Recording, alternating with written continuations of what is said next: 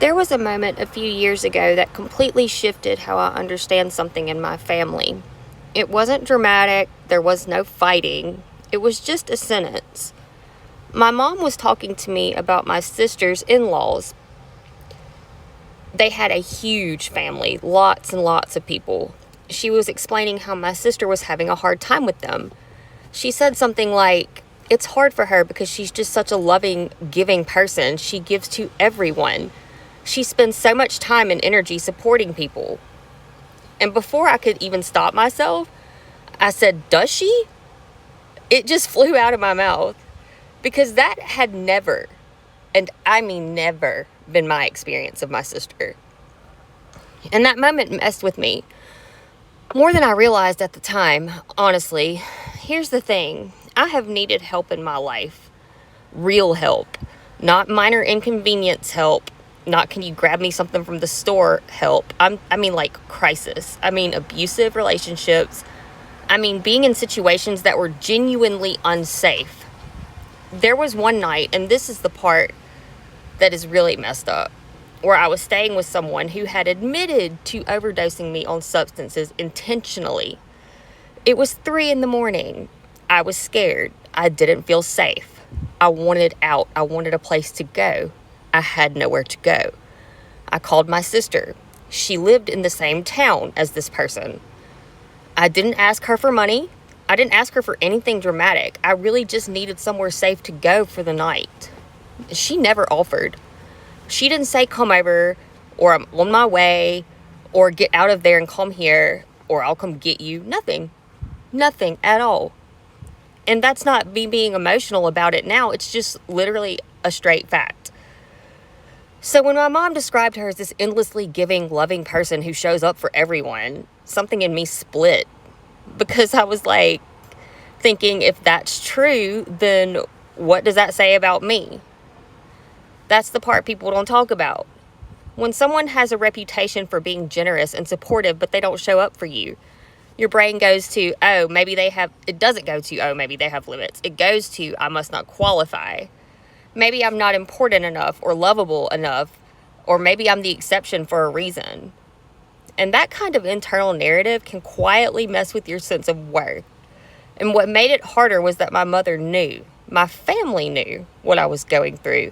They knew about the abusive situations. They knew about the instability. It was not hidden on any level. They knew everything about my life all the time, interestingly enough.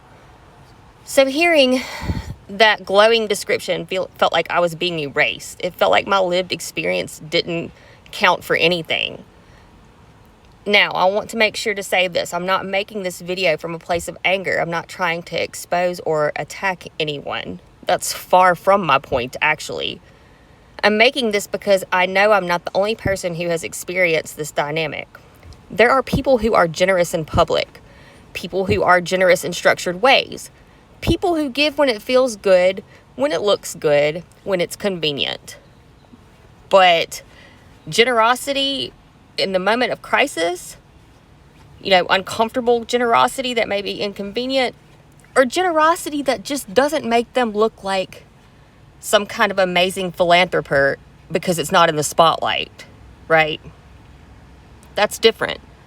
And if someone doesn't show up for you in times like that, that's information about them. It's not a verdict on you. I think what hurt the most wasn't even the lack of help. It was the contrast. It was being told a story about someone that completely contradicted my reality. I mean, she was my family.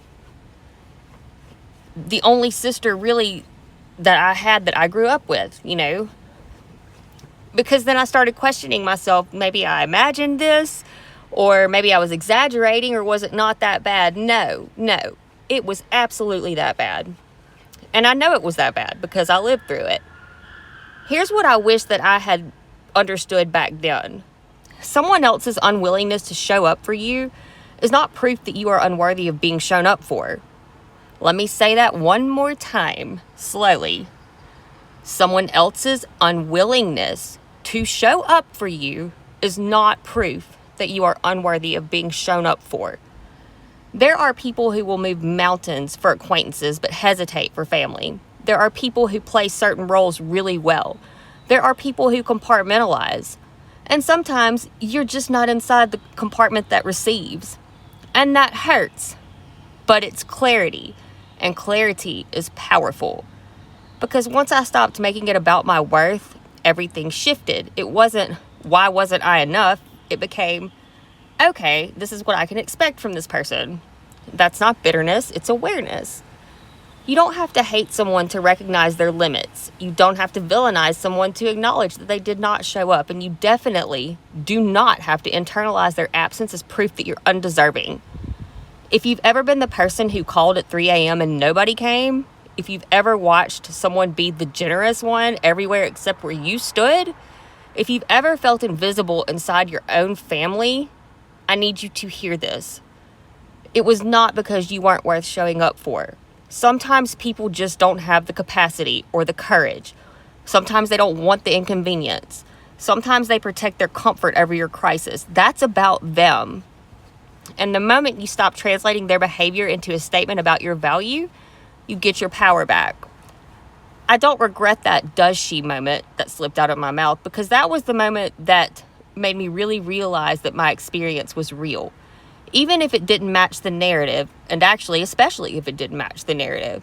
And if your experience doesn't match the story that's being told, you're not crazy or dramatic. You're just awake to your lived reality. And that is a powerful place to stand.